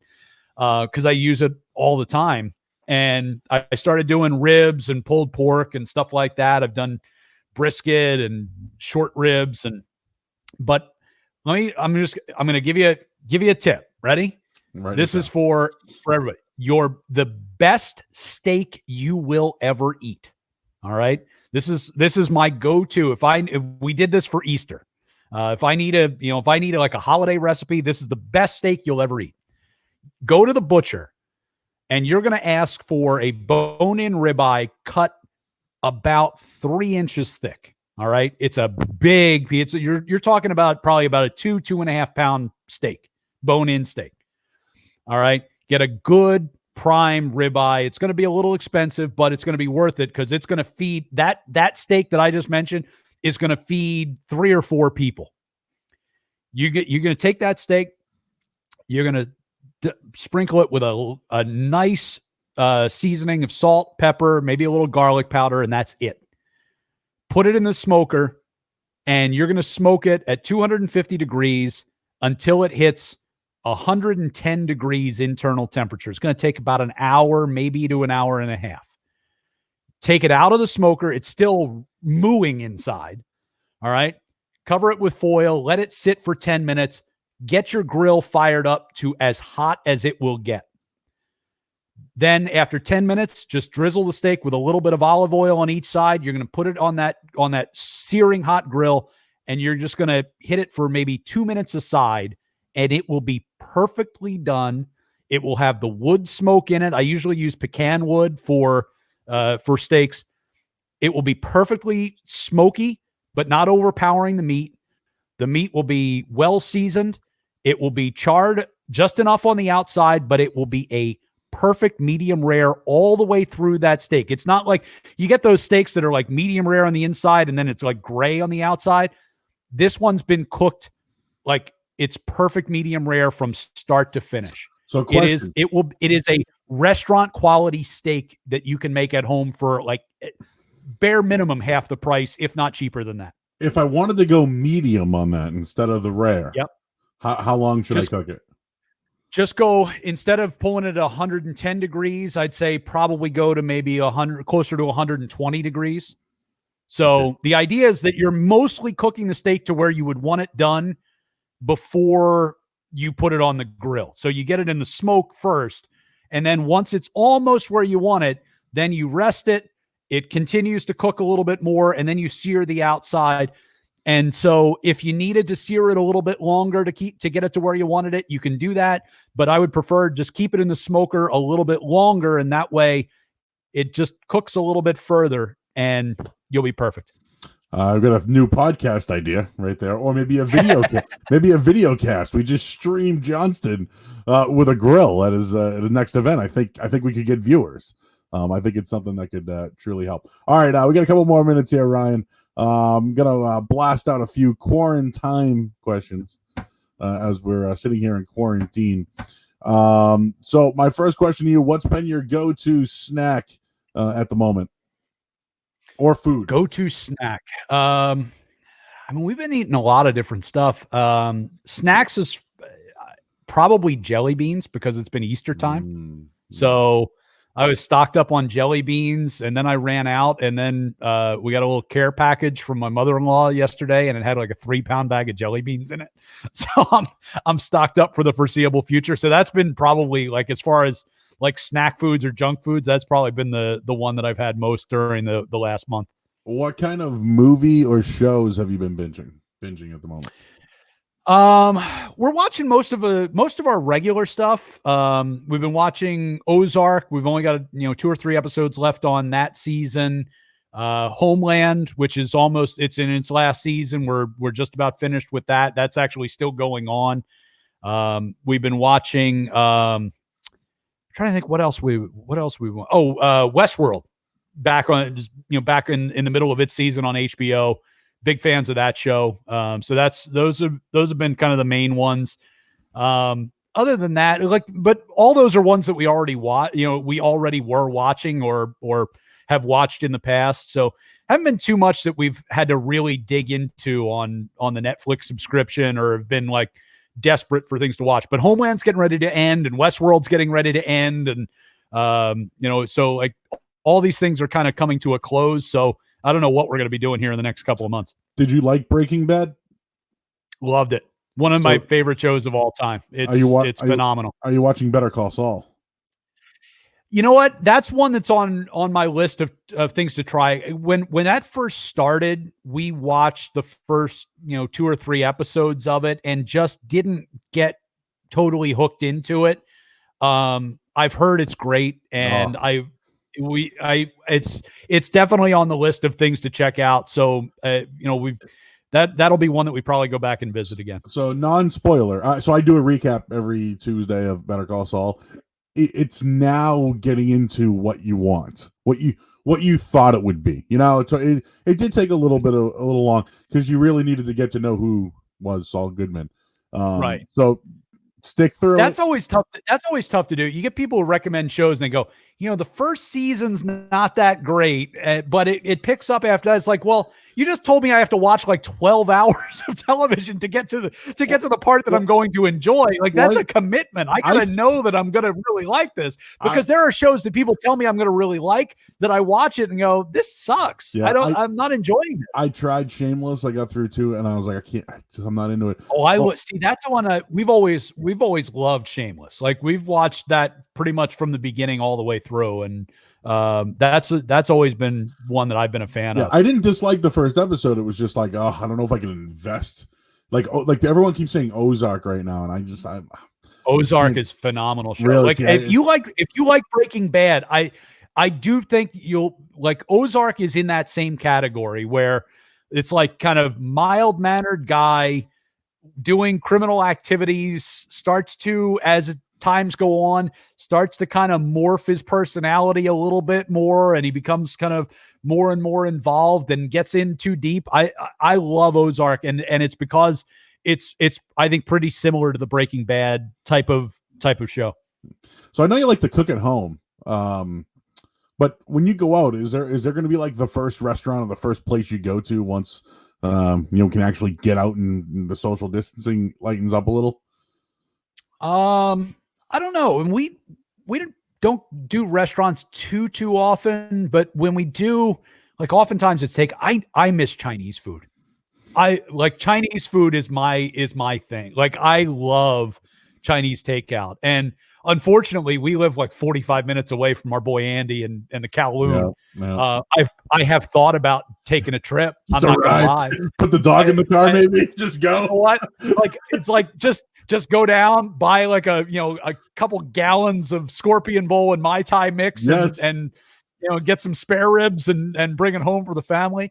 But that's what I miss. Like our favorite Chinese food place, or my favorite Chinese food place is I think totally closed at this point. Wow. We really haven't done much takeout at all. Last week we went to, there's a place in Tingsboro. I'll give them a plug. It's called Tremonti. They have one in Lowell too, and I don't know if they still have one in Woburn. They used to.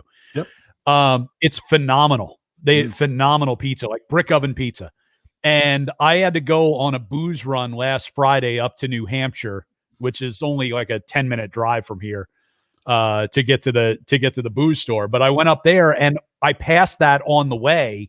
And as I was driving past it and I saw their sign out front, like, hey, we're still open for takeout, I'm like, I'm calling in an order and I'm stopping. It's the only place that only restaurant I've actually been inside since this whole thing started. I'm like, I have to take home a couple of pizzas for dinner tonight. Okay, yeah. Some people are checking in. The Bodyguard on Netflix, 6 episodes on the British show. It's awesome. Joe, have you started Ozark and didn't like it? No, I never really started it. And some people think you should be going on a road trip to go see Andy. A couple minutes here. I might have to, if not for the food, just for the booze. I could use a good Mai Tai right now.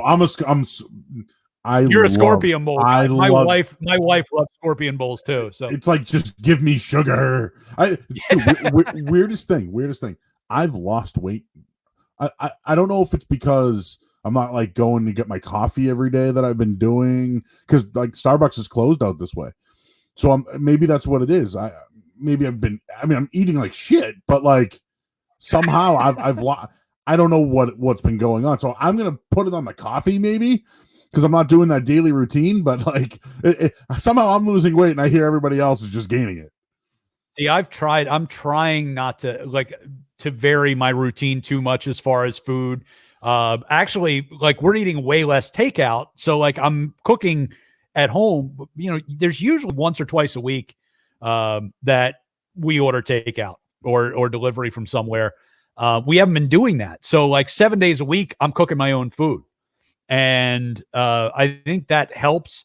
But I have snuck a few Reese's peanut butter cups or the jelly beans or stuff like that I shouldn't be eating. Or I will say this, I've been grocery shopping 3 times during the entire time I've been locked up. I'm a lot more liberal with what I'm willing to buy when I go, because I'm like, I don't know when the next time I'm going to be here is. So let me grab that extra bag of chips, or let me grab it's Easter candy. I mean, it's only comes once a year, so I better get as many jelly beans as I can get. Like I have been. Yeah, I think people have been very stimulated over the last couple of days. So who knows? Maybe the grocery stores will be full this weekend. What's your favorite 80s movie?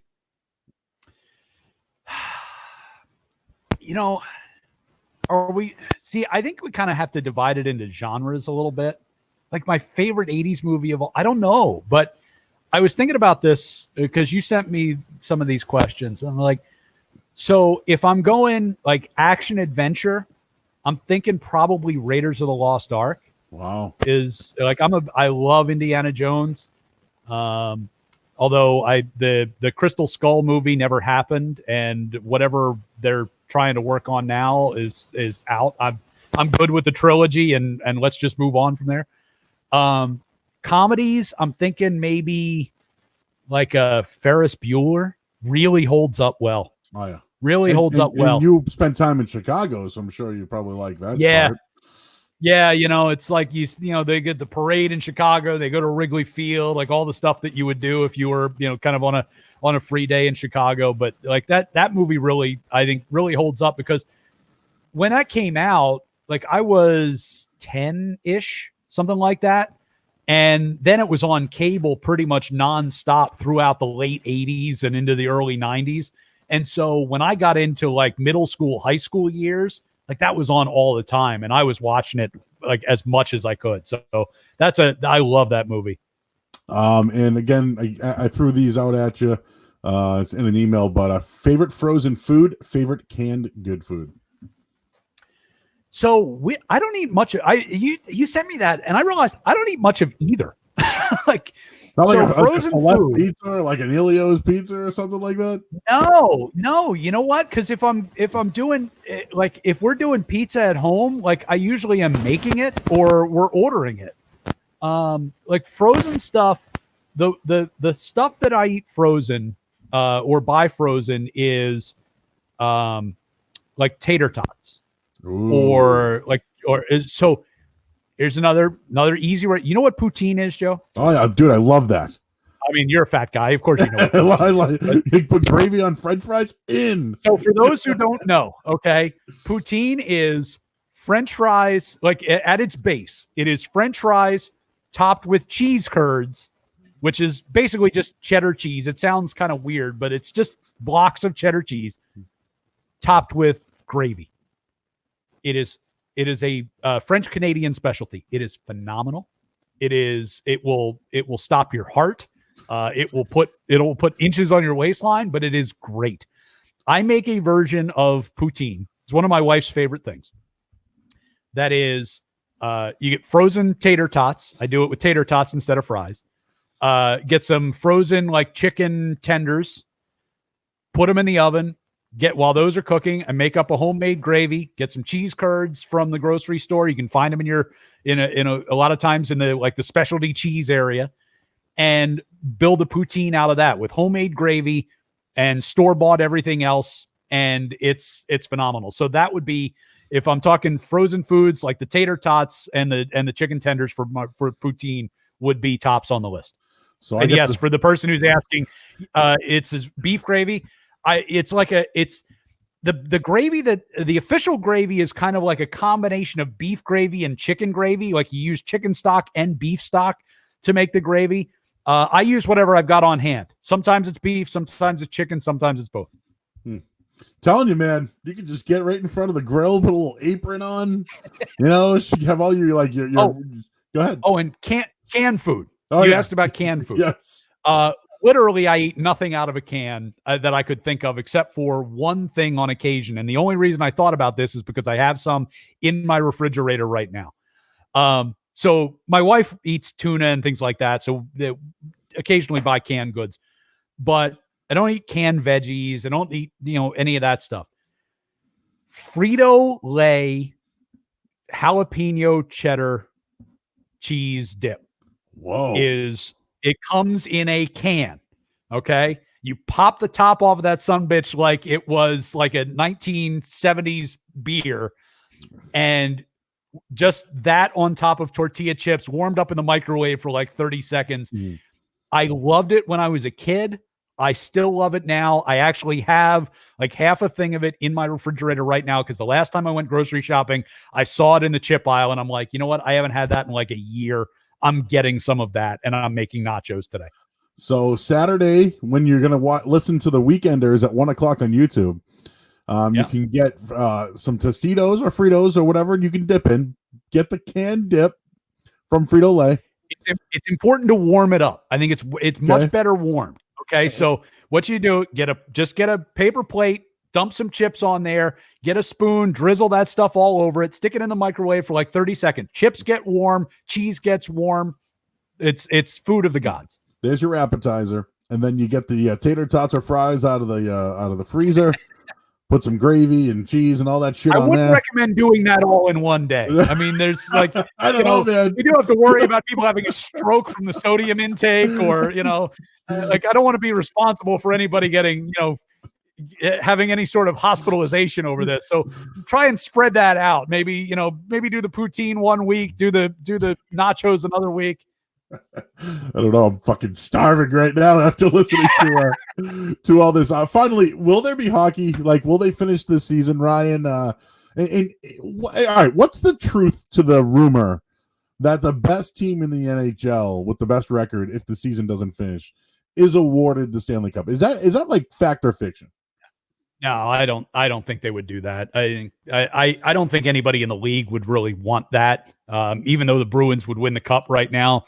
I don't think anybody, if you in an honest moment, I know Bruce Cassidy got asked about that the other day and he's like, I never really thought about it, but even he said, like, you have to fight for that, right? I mean, the reason the Stanley Cup is so cherished is that you have to go through hell to get it. And just going through, 75 games or whatever during a regular season, it doesn't get you there. So I'm not real optimistic about them finding a way to get back, in part because, other sports are talking about coming back and having no fans. The NHL has talked about this as well, like going to, they said, North Dakota, and they were talking about Manchester at one point. I'd be in on that. Live free or die. Let's go. Yeah, I'm guessing that's not going to happen, but at least it would be a quote unquote home game for the Bruins with nobody in the stands. If you can't have people in the crowd, the NHL doesn't make their money off of TV the way that the NBA and NFL do. Like their TV contract with NBC is worth nothing almost. Like they're basically give those games away just to get the national TV exposure. So if they don't have people paying to come see the product, there is no product. Like there's no reason to have it.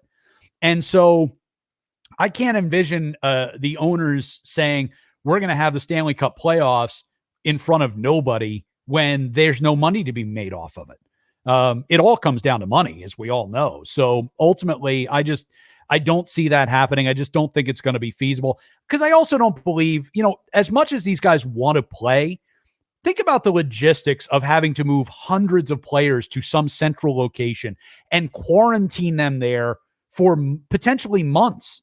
Now, only the teams that made it to the finals would be there for the longest period of time, but even so, like baseball is talking about this. We're going to move everybody to Arizona and Florida and have games in front of nobody.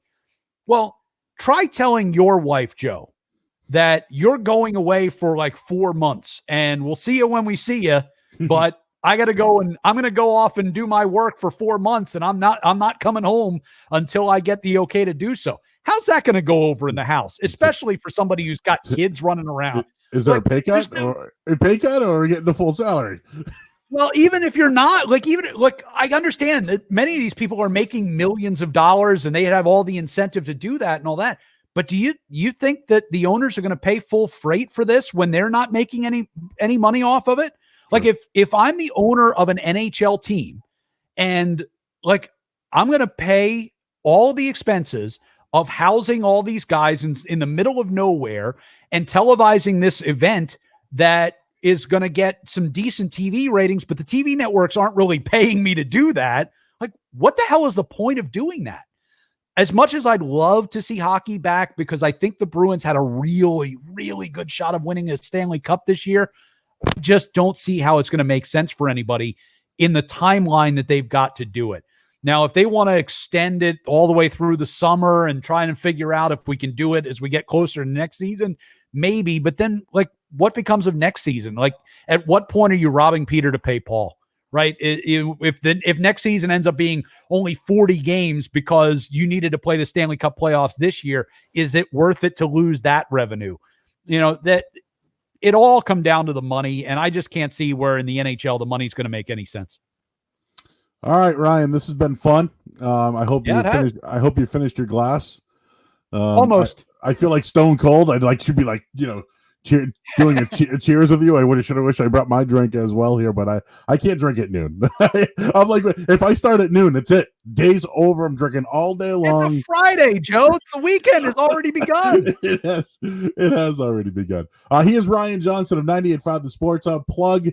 You can hear him, Mike Flynn and Kristen Sermon, I believe, tomorrow at 1:00.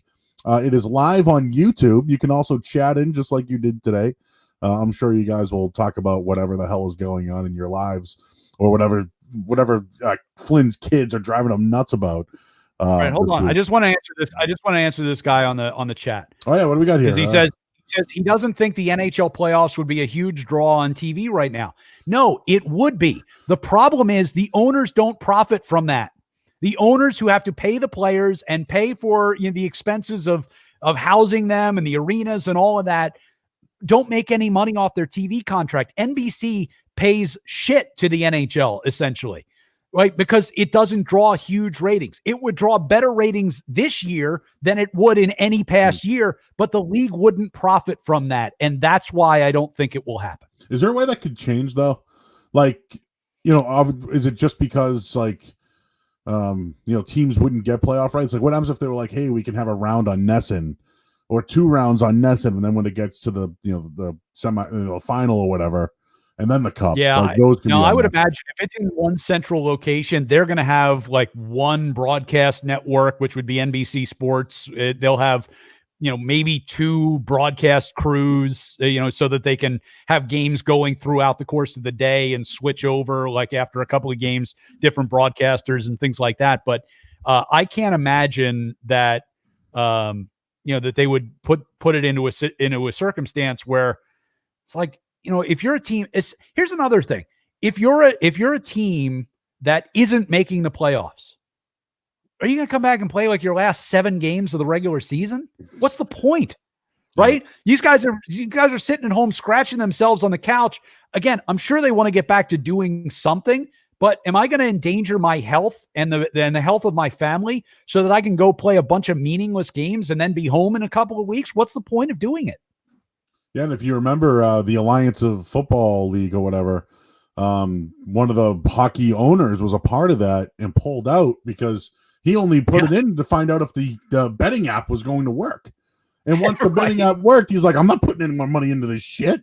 And it worked. So, yes, if the NHL is not going to see a dime, I'm sure the owner's not motivated. And dude, your colleague Billy Jaffe said, I don't know what, 4 weeks ago that the NHL is not coming back. Like he was like, "Hey man, we're done. We'll see you I've learned it's over." One thing that I've learned, and I miss Billy. I miss seeing Billy and talking to Billy every week. But one thing I have learned over the years, I listen to what Billy Jaffe says about what the league is doing. That man is plugged in. He knows what he's talking about. So if he's not optimistic, you shouldn't be either. All right, Ryan, this has been fun. We'll listen to you tomorrow morning. This will be on Spotify and also YouTube. So if you want to use this for your demo, for that next job, hey, do you really want to know who I am? Boom. This will be on Spotify and on YouTube as well. Appreciate the time today. It was good to get to know you a little bit more besides hanging out in a studio confined for a little bit and a couple of wrestling events. So it's good to get a little bit more about you, Ryan, and appreciate you just sitting here with me on this Friday afternoon. Thanks, Joe. All right, he is Ryan Johnston of 98.5 The Sports Hub.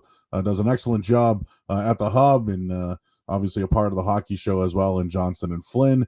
You can hear him tomorrow with the Weekenders Him, Flynn, and Kristen Sermon of the Sports will be doing a show on YouTube, and you can check that out. One quick plug: next week we're going to do draft talk all week long. We have Ted Johnson on Monday, former New England Patriot. Mike Flynn is going to be on the show on Tuesday. We'll have Mike Lockhart of the Fantasy Football Show. He's a big NFL draft guy as well. Bob Sosi, the voice of the New England Patriots, he will be on Thursday, and we'll have Dr. Football John Serenides of New England Football Journal on Friday. So big draft week next week. Timing could change a little bit. I may be going into the studio for a couple of days, but the timing could change. I'll keep you posted on that one. Again, for Ryan Johnston, I'm Joe Murray, just sitting here. Again, you can listen to all our shows on Spotify and YouTube, and we will check in with you next week. Thanks for everybody for listening to Just Sitting Here.